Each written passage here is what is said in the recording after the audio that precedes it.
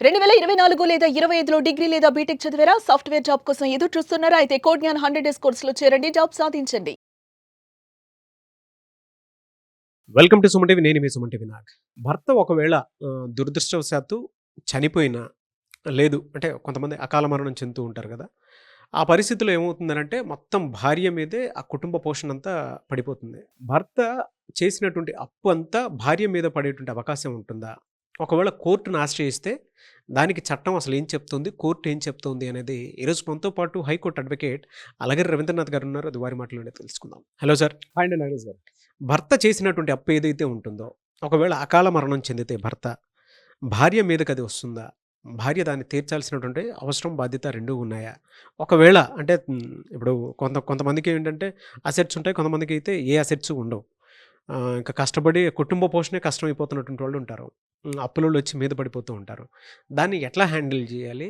కోర్టుకి వెళితే, కోర్టుని ఆశ్రయిస్తే ఎలాంటి తీర్పు ఇచ్చేటువంటి అవకాశం ఉంటుందంటారు అసలు? ముందుగా మిమ్మల్ని అభినందించాలి నాగరాజ్ గారు. సమాజంలో సున్నితమైనటువంటి చిన్న విషయాలను కూడా మీరు వెలుగులో తీసుకురావడం కోసం మీరు చేస్తున్న కృషి చాలా అభినందనీయం. ఇది నిజంగా చాలామంది తెలుసుకోవాల్సిన, ప్రతి మహిళామని తెలుసుకోవాల్సినటువంటి ఒక పాయింట్ ఇది. చాలామంది సఫర్ అవుతుంటారండి, బయటకు చెప్పుకోలేరు. భర్త మీరు అన్నట్టుగా అకాల మరణం నుంచి చెంది ఉండొచ్చు, లేకపోతే ఏదైనా సందర్భాల్లో అపస్కాండ్ అయిపోయి ఉండొచ్చు. అంటే అప్పుల వాళ్ళ మీద పడి ఏమి చెయ్యాలో దిక్కు తోచున్న పరిస్థితిలో ఆ అప్పుల వాళ్ళు వచ్చి మీద పడిన సందర్భాల్లో ఎలా తప్పించుకోవాలో తెలియకుండా కొన్ని సందర్భాల్లో భర్త అబ్స్కాండ్ అయిపోతాడు. కొన్ని సందర్భాల్లో భర్త సూసైడ్ చేసుకొని చనిపోవడం, లేదా న్యాచురల్గా మీద జరిగి మిస్ అయిపోతాడు. సో ఆ ప్లేస్ ఏదైతే ఉందో ఆ ప్లేస్ని ఎవరు భర్తీ చేయలేరు.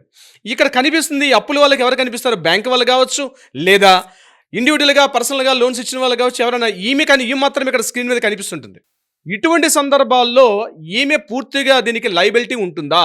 అంటే ఈమె పూర్తిగా బాధ్యత వహించాల్సిన అవసరం ఉంటుందా, ఉండదా? ఆ మధ్య మనం చూసాం కాఫీ డే ఇష్యూలో కూడా ఇదే జరిగింది. అతను కూడా ఏం చేశాడంటే ఆ అప్పుల యొక్క బాధ తట్టుకోలేక ఆయన పరిగెత్తు వెళ్తూ నేత్రావతిలో చనిపోయాడు. చివరికి భార్య ఆ 650 కోట్ల అప్పును కూడా తీర్చడం కోసం ముందుకు వచ్చింది. మనం చాలాసార్లు వీడియోలో కూడా మనం చూసాం. ఇది అందరికీ తెలిసిన విషయమే. ఇది పెద్దవాళ్ళు కాబట్టి ప్రతి ఒక్కరికి వీడియోలు తెలుసుకున్నాం. కానీ ఈరోజు ఒక సామాన్య మధ్యతరగతి మహిళ ఆమె కట్టుబట్టలతో ముందుకు వచ్చేస్తుంటుంది. ఈ పుట్టింటి వారు కూడా ఆమెకి సపోర్ట్ చేయరు. అలా అని చెప్పి పిల్లల్ని చూస్తే చంటి పిల్లలు, ఇంట్లో చిన్న చిన్న పిల్లలు, ఆడపిల్లలు ఉంటారు, 2 ఆడపిల్లలు, 3 ఆడపిల్లలు ఉంటారు. ఒక్కోసారి ఆ పిల్లల్ని చదివించుకోవడానికి కూడా స్కూల్ ఫీజులు కూడా కట్టలేని పరిస్థితి, ఒక దుర్భర స్థితిలో ఉంటారు.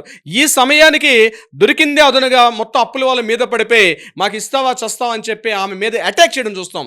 అటువంటి సందర్భాల్లో చట్ట ప్రకారంగా ఆ మహిళకి ఏమైనా హక్కులు ఉన్నాయా, చట్ట ప్రకారంగా ఆమెకి ఏ రకమైన హక్కులు ఉన్నాయని మనం తెలుసుకునే ప్రయత్నం చేద్దాం నాగరాజ్ గారు. అలాగే ఇక్కడ ఈ విషయంలో ఎలా అంటే మొత్తం అప్పుల్ని మనం 3 పార్ట్స్గా డివైడ్ చేయాలి. టోటల్ అప్పుల్ని 3 పార్ట్స్గా డివైడ్ చేయాలి. నెంబర్ 1 పర్సనల్ అప్పులు. అంటే ఎవరైతే ఆ భర్త చనిపోయిన అబ్స్కాండ్ అయిపోయిన వ్యక్తి ఎవరైతే ఉంటారో అతను తన పర్సనల్ విషయం కోసం చెప్పి, అంటే పర్సనల్ అంటే తన ఏదో వేరే లోన్స్ కట్టడం కోసం అని చెప్పో, లేకపోతే తన వ్యక్తిగత అవసరాల కోసం అని చెప్పో, లేదా ఇతరత్ర తన ఫ్రెండ్స్కి ఇవ్వడం కోసం చెప్పో, కొంతమంది ఇంట్లో చెప్పరు ఆ విషయాల్ని. ఎవరో ఫ్రెండ్స్ కోసం చెప్పి వీళ్ళు ముందే వెళ్ళిపోయి ఆ అప్పులు తీసుకొచ్చి ఆ ఫ్రెండ్కి సపోర్ట్గా వీళ్ళు సపోర్ట్ చేస్తుంటారు. తన పర్సనల్ విషయాల మీద, అంటే వ్యక్తిగత రుణాలు అంటారు వీటికి.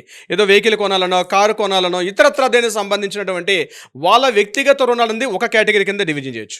రెండవది కుటుంబ అవసరాల నిమిత్తం. కుటుంబం అంటే తన ఫ్యామిలీని పోషించుకోవడం కోసం చెప్పి, లేకపోతే తన పిల్లల్ని చదివించుకునే ఉద్దేశంతో, ఇతరత్ర తన నెసెసిటీస్ అంటారు, వీటి కోసం, కుటుంబ అవసరాల కోసం అన్నది కొన్ని రకాలుగా అప్పులు చేసే ప్రయత్నం ఉంటుంది. మూడవది జాయింట్ లోన్స్ అని అంటాం మనం. జాయింట్ లోన్ అంటే ఆ బ్యాంకుల నుంచి కానీ, లేకపోతే ఆ పర్సన్ దగ్గర ప్రామిసరీ నోట్లు రాసే దగ్గర వీళ్ళు ఏం చేస్తుంటే భార్యాభర్త ఇద్దరు కూడా సంతకాలు పెట్టే పరిస్థితి వస్తుంది. ఇలా మొత్తం ఉన్నటువంటి అప్పుల్ని మనం 3 కేటగిరీస్గా డివిజన్ చేసుకోవచ్చు. మ్యాక్సిమం ఈ 3 కేటగిరీస్ కిందకి వస్తాయన్నీ కూడా. సో 3 కేటగిరీస్ కింద డివిజన్ అయినప్పుడు ఏ సందర్భాల్లో ఈవిడ లైబిలిటీ ఉంటుంది, ఏ సందర్భాల్లో లైబిలిటీ ఉండదు. ఇక్కడ మనం లీగల్ సెక్షన్స్ గురించి మాట్లాడుకుందాం. అడాప్షన్ అండ్ మెయింటెనెన్స్ యాక్ట్ 1956 ప్రకారం అందులో సెక్షన్ 18 స్పష్టంగా చెప్తుంది, ఒకవేళ భార్యాభర్తలు విడిపోయినా లేకపోతే ఇతరత్ర అయిన సందర్భాల్లో తన భర్త నుంచి మెయింటెనెన్స్ అడిగే హక్కు ఉంటుంది తప్ప, ఎట్టి పరిస్థితుల్లో కూడా భర్త యొక్క అప్పులకి ఈవిడికి కొన్ని పరిస్థితుల్లో, కొన్ని సందర్భాల్లో మాత్రం ఈవిడ లయబిలిటీ కాదు అని స్పష్టంగా section 18 adoption and maintenance act అని చెప్పి సెక్షన్ 18 ప్రకారం స్పష్టంగా చెప్పడం కూడా జరిగింది. Number 2 Indian contract act 1872 section 2లో 124 సబ్ క్లాజ్లో 124 అండ్ 125 ఇందులో ఏం చెప్తారంటే ఎక్కడైనా గ్యారంటరీ సంతకం పెడితే తప్ప, అంటే వితౌట్ ఏ గ్యారంటర్ సిగ్నేచర్ కానీ వితౌట్ గ్యారంటీ హామీ ఉన్నట్టుగా, నేను ఇస్తాను అతను ఇవ్వకపోతే నేను పే చేస్తాను అని చెప్పి ఏదైనా హామీ పత్రం మీద, అంటే మామూలుగా పేపర్ మీద రాస్తే సరిపోతుందండి, మామూలు పేపర్ మీద రాస్తే సరిపోదు, ఖచ్చితంగా దానికి విట్నెస్ సిగ్నేచర్స్ ఉండాలి.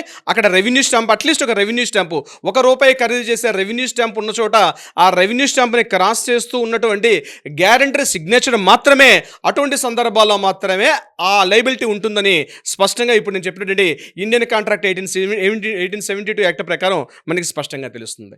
ఇక మూడోది ఇంకొక సెక్షన్ కూడా నేను మీకు వివరిస్తాను. Family necessities and doctrine act అని ఒక యాక్ట్ ఉంది. ఆ యాక్ట్ ప్రకారం కుటుంబ అవసరాల కోసం ఏదైతే, అంటే ఒక ఇల్లు రుణం కానీ, ఒక హౌస్ కన్స్ట్రక్షన్ చేసుకోవడం కోసం కానీ, మ్యారేజ్ చేసుకోవడం కోసం కానీ, మ్యారేజ్ చేయడం కోసం చెప్పి ఇతరత్రా తన కుటుంబ అవసరాల నిమిత్తం కానీ లోన్ తీసుకున్నట్లయితే, బ్యాంక్ అయినా కావచ్చు, ప్రైవేట్ వ్యక్తులైనా కావచ్చు, ఎన్బిఎఫ్సీలు కావచ్చు, ఇట్లా ఈ రూపకంగా కానీ తీసుకున్నట్లయితే తప్పనిసరిగా భార్య అక్కడ లైబిలిటీ ఉంటుంది. సో నేను ఈ వీడియో స్టార్టింగ్లో మీకు 3 కారణాలు చెప్పాను. పర్సనల్గా తీసుకునే లోన్స్ అంటాను, రెండవది మన కుటుంబ అవసరాల కోసం తీసుకున్నటువంటి లోన్స్, మూడవది జాయింట్ లోన్స్. సో మొత్తం ఉన్నటువంటి అప్పులు 3 కేటగిరీస్గా డివిజన్ చేసాం. నేను 3 సెక్షన్స్ కూడా మీకు నేను చెప్పడం జరిగింది. సో 3 కేటగిరీస్ కింద మనం తీసుకున్నప్పుడు ఈ సెక్షన్స్ని మనం ఇంపోజ్ చేస్తే ఎలాంటి మీనింగ్ వస్తుంది? వ్యక్తిగతంగా చనిపోయిన భర్త కావచ్చు, లేకపోతే అబస్కాండ్ అయిన కావచ్చు, అటువంటి సందర్భాల్లో తన పర్సనల్గా తీసుకున్న ఎటువంటి లోన్ మీద కూడా భార్య ఎట్టి పరిస్థితుల్లో కూడా లైబిలిటీ కాదు. తను చెల్లించాల్సినటువంటి అవసరం లేదు. అంటే తను తీసుకున్నటువంటి ఒక కారు ఈఎంఐ కట్టాలి, లేదా ఒక హౌసింగ్ లోన్ తీసుకోవాలి, ఆ హౌసింగ్ లోన్ కావచ్చు, ఇటువంటివి ఏవి కూడా తన వ్యక్తిగతంగా తీసుకున్నటువంటి లోన్స్ మీద భార్య లయబిలిటీ ఉండదు. ఇది గుర్తుపెట్టుకోవాలి.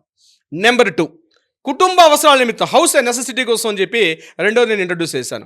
హౌస్ నెసెసిటీ అని చెప్పి మనకు యాక్టే ఉంది, డాక్ట్రైన్ యాక్ట్ ఉంది. ఆ యాక్ట్ ప్రకారం మనం మాట్లాడుకున్నట్టయితే తప్పనిసరిగా భార్య కూడా లయబిలిటీ ఉంటుంది. ఎందుకంటే కుటుంబ అవసరాలు కాబట్టి రేపు వచ్చినటువంటి ప్రాపర్టీస్లు ఏవైతే ఉంటాయో ఆ ప్రాపర్టీస్ని డివిజన్ చేసుకునేటప్పుడు తన వాటా ఎలా వస్తుందో డెఫినెట్గా ఆ అప్పులను కూడా తన భాగ పంపకాలు చేసుకోవాలి. అయితే ఇక్కడ చాలామంది గుర్తుపెట్టుకోవాల్సింది, భాగ పంపకాల్లో వచ్చినటువంటి ఆస్తిని మాత్రమే డివిజన్ చేస్తారు తప్ప అప్పుని దానికి లింక్ పెట్టాల్సిన రైట్ ఎక్కడా లేదు.